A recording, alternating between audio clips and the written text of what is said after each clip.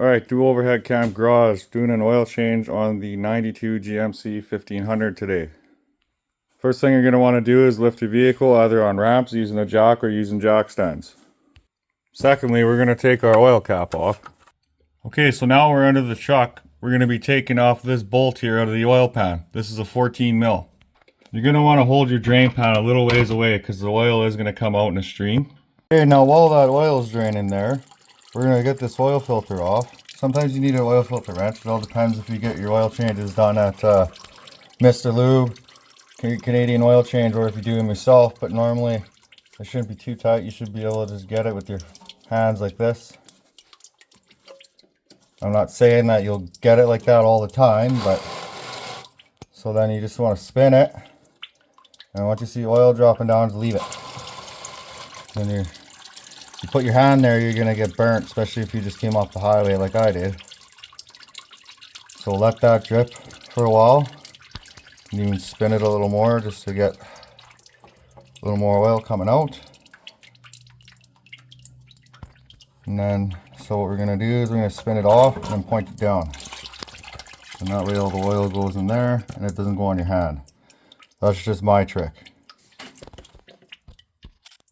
Something else that's very important is to clean where your filter mounts, your oil filter. I always give this a good wipe. Make sure there's no dirt or debris on it. Just like that. Let her drip for a little bit.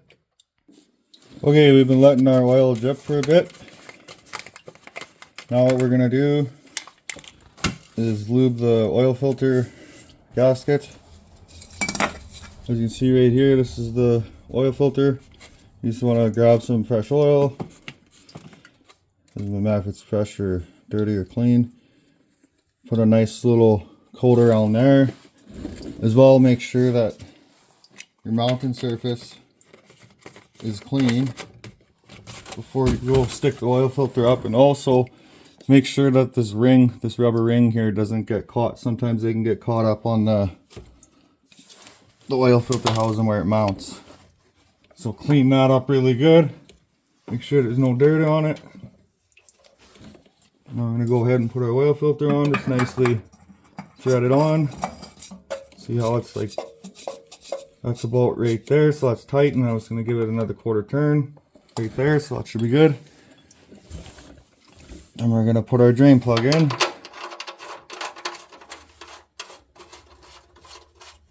I'm going to clean it up a bit.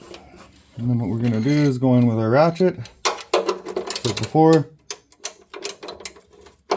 Tighten it, and we're just, once it gets tight, we're just going to do a quarter turn. Right there, good to go. Now I'm going to say this because nobody's perfect. Always double check your work. Okay, yeah, that's tight. Okay, my filter's tight. Good to go. Okay, now. Okay, you're going to get your vehicle off the ramps. Put it in neutral, roll it back. Don't start it, you don't have oil in it. Alright, now we're going to put in our oil. We're going to put oil in up to the dipstick to where it needs to be. Which in this case is going to be up to this top dot right here where that arrow is. That's where you got to fill your oil to. Okay, so now that we're at our oil level, we can start the vehicle. You're going to want to let the vehicle run for about 5 to 10 seconds.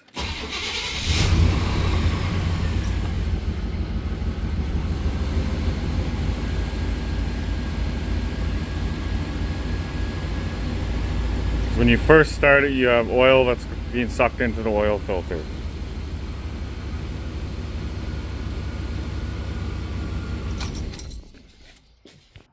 Okay, and that's how you do an oil change.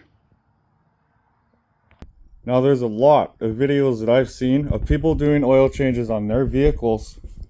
They dump the oil in, they check the dipstick, they start it, and they say it's good. No, it is not good. You have to recheck your oil and add as necessary. And I'm going to show you. As you can see on the dipstick there, we're not where we need to be. We're only just past add. So now you have to add additional oil to get it to your oil level, to where you need it to be at the top bubble right there. So I just added about another 0.8 of a liter. Let's check our oil level. Well, would you look at that? Now we're at operating range, right at the top of the arrow. So when you go do your oil change and you start your car and you slam your hood afterwards, you're driving low on oil. That's how you do a proper oil change. As you can see, it's spot on. And this 92 GMC took about 5 liters of oil. Thanks for watching, and now you know how to do a proper oil change.